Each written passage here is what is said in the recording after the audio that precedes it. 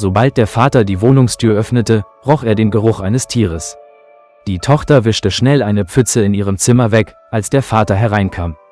»Was ist das?« fragte er streng. »Papa, er ist doch so süß«, flehte die Tochter und versteckte das Kätzchen hinter ihrem Rücken. »Du kennst die Regeln, keine Haustiere«, erklärte der Vater kategorisch. »Du erlaubst mir nie etwas«, entgegnete die Tochter. Vielleicht wäre es dabei geblieben. Doch an diesem Tag war der Vater zu müde, und das Mädchen hatte viele Vorwürfe angestaut.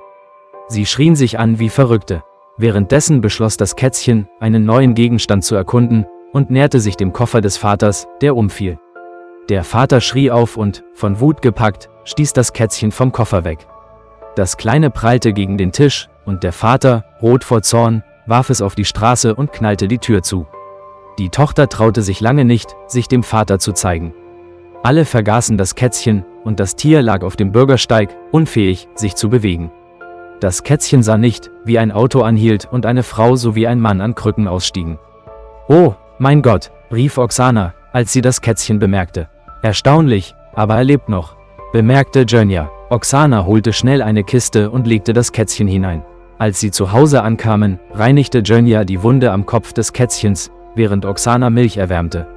Das Kätzchen war zu schwach, um selbst zu fressen.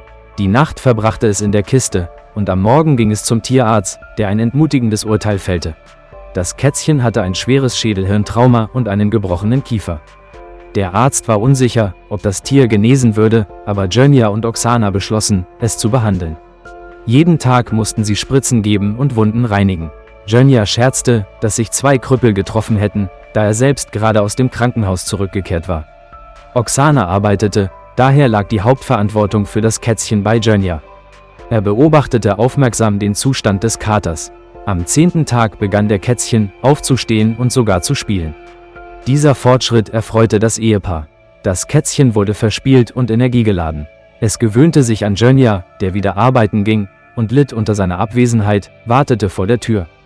Das Kätzchen erhielt offizielle Papiere und wurde Teil der Familie.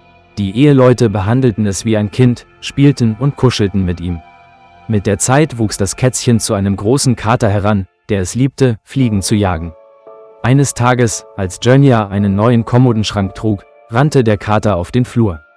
Ein Mädchen, das die Treppe herunterkam, bemerkte ihn und machte ihre Eltern darauf aufmerksam.